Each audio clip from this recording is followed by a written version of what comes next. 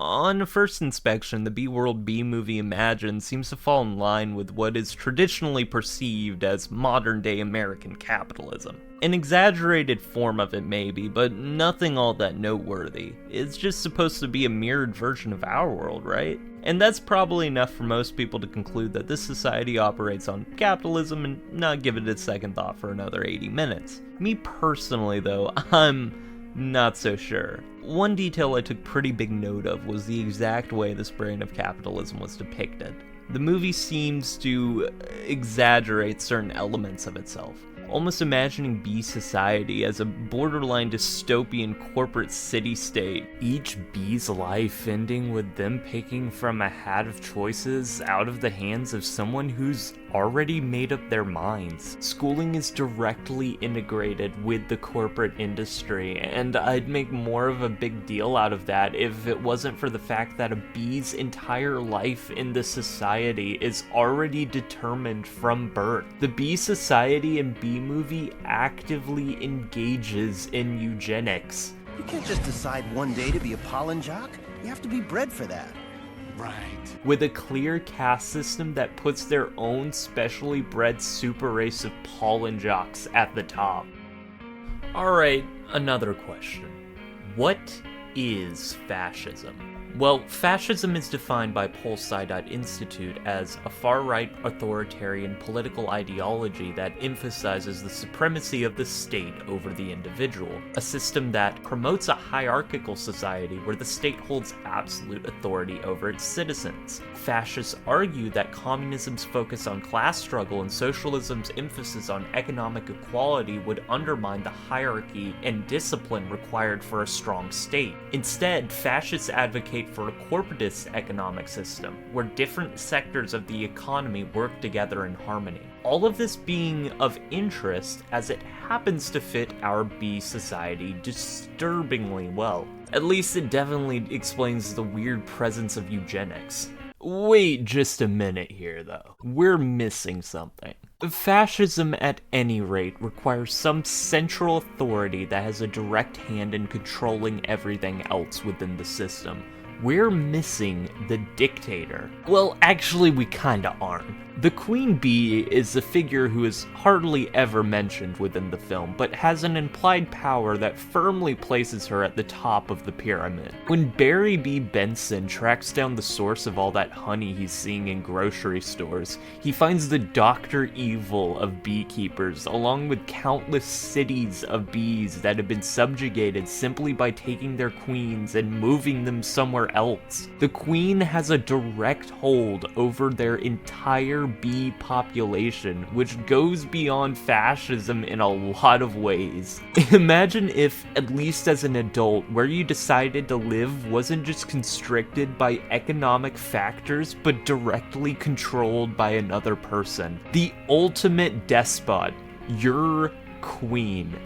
This is an almost godlike amount of authority. I cannot imagine the blind devotion and religious mania something like this would inspire.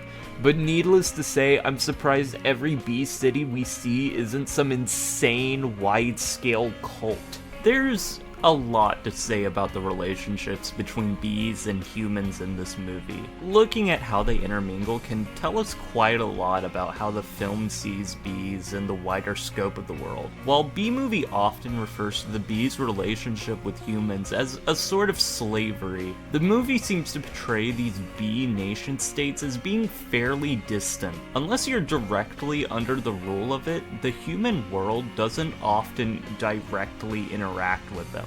To me at least, it reads a lot closer to two separate, independent ecosystems existing in some proximity to each other, one actively imperializing the other. Two countries completely foreign to each other in both communication and structure, yet at the same time vitally interconnected.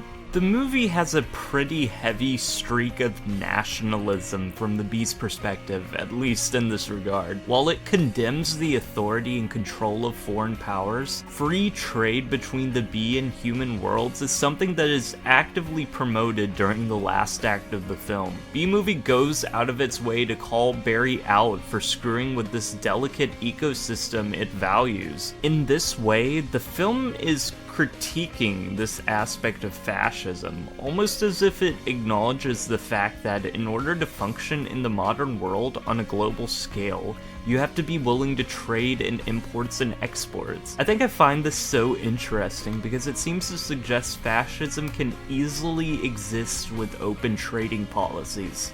That a power can manipulate a people into embracing a nationalistic ideology while at the same time continuing to maintain economic positions that are more advantageous to the people up top.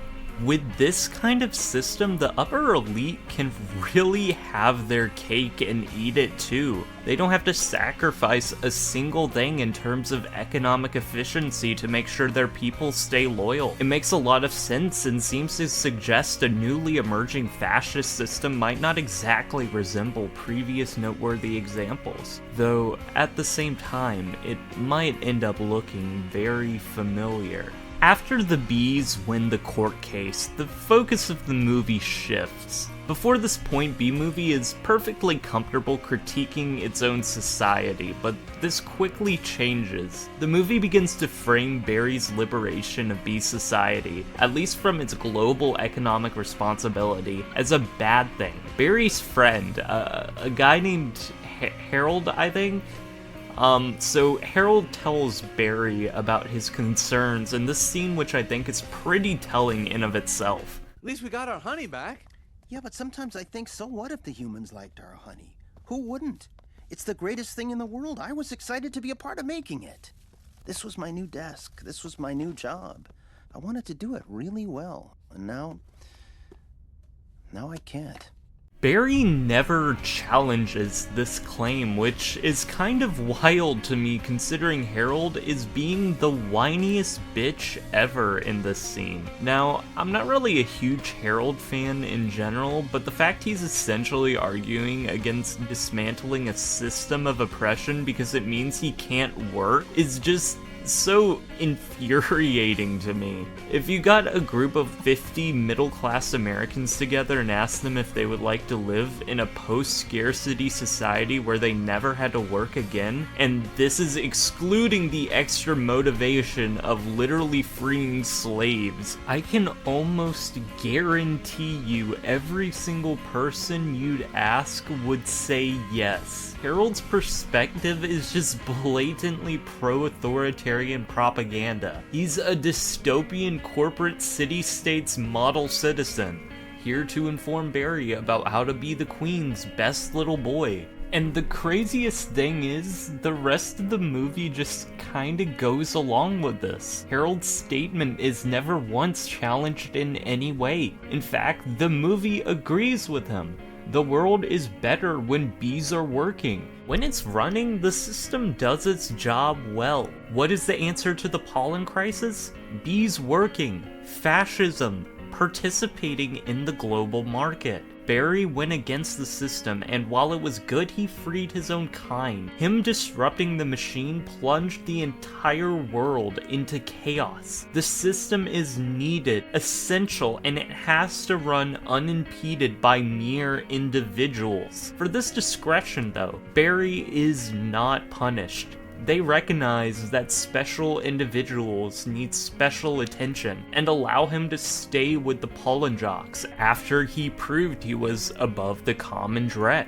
In the end, B-Movie affirms its own perspective, affirms authority, condemns one system of oppression while embracing another, and I don't really know why I expected anything else. Why should B-Movie be responsible for tearing down the grand hierarchies that tower above us? Why should B-Movie be the hero in this story? The film doesn't offer answers or any sort of escape from these unsustainable machines, only the firm, unyielding reality of modern living. B-movie upholds the status quo, describing the noose tied around its own neck with honeyed words of dismissal, answering the question of there being bliss in ignorance with a firm and resounding yes.